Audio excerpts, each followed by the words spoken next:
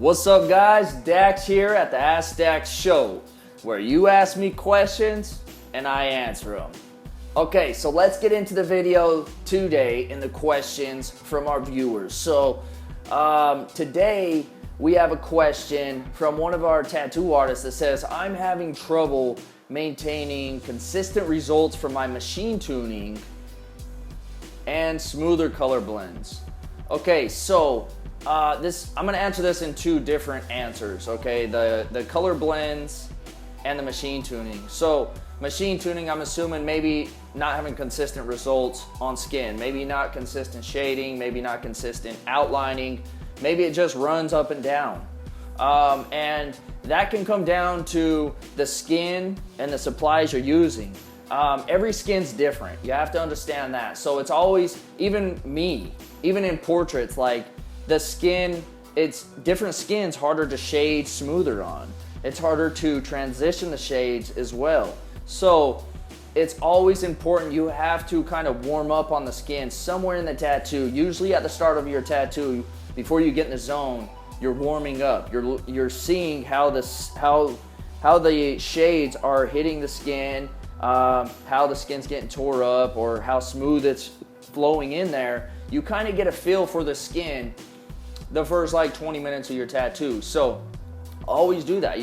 And remember that to get the feel for it, you might have to adjust the voltage, you might have to adjust something on the machine, but every skin's different. So you have to understand that. So your machine, it might produce different results on different skin.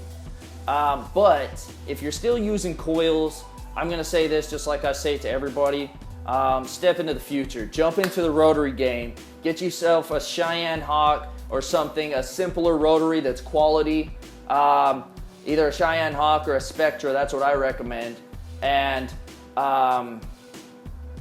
try that. Because one thing about rotaries that I've noticed is they're always consistent. I don't have to worry about how my machine's running, I don't have to retune it, I don't have to do a goddamn thing, okay? Rotaries are more consistent, and when you have more consistency in something, even if there's a learning curve, that learning curve might be worth it.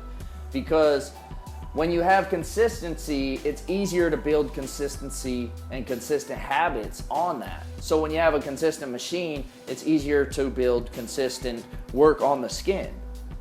That's something to keep in mind. Also, keep in mind of, what other supplies you're using. Are you using a cheap power supply, or are you using a really good one? Try that out. Invest into a new power supply, a better one, a higher quality one, and see what that does. Also, take a look at your needles. Take a look at your practical skills. How are you doing things? Have you got systems in play? Are you doing things the same every time, so you have these habits and you have this consistency built up? Because consistency doesn't come from just tattooing and doing things without you gotta have a structure. You gotta have a structure from the way you set up your tattoo, the inks you're using, they gotta be completely consistent, your machines, your skills, how you start the tattoo, all this stuff you need to develop it into systems if you want consistency with your tattooing. And then still, you have to treat every piece of skin a little bit different than the other based on how you start and test it out on the skin, if that makes sense. You gotta really dig deep into what you're doing. I hope you understand that. I hope that some of these ideas are flowing through with you and you can try some of them, and I hope that you get success. But that's my best way to answer that. Now for the smooth color blends, that has to do with your knowledge on how to do color blends and how to transition and make colors out of other colors, the blending of colors. And it also has to do with every new client's skin, like I just talked about. And it has to do with your needles, obviously how you're running it, all that. You have to know all that stuff. That's all comes from knowledge. If you haven't educated yourself on maybe how to do that, you can do that. You maybe find a color portrait DVD or a color portrait training course, or just somebody that will help you directly with your color blending.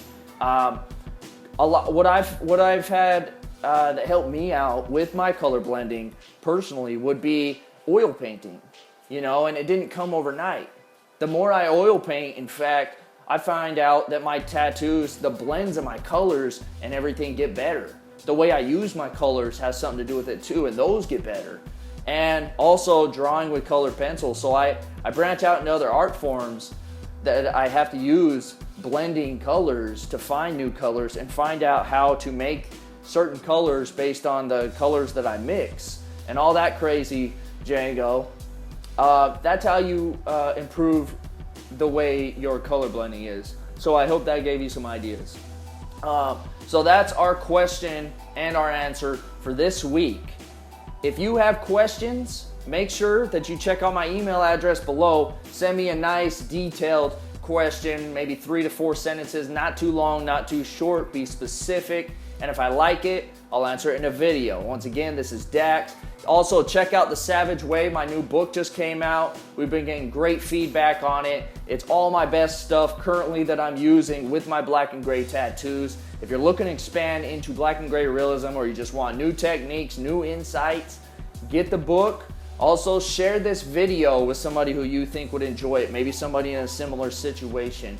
Or like it, subscribe, or just write some trolling ass comment in the bottom. It doesn't even matter. Anyways, I'll see you next week. Peace.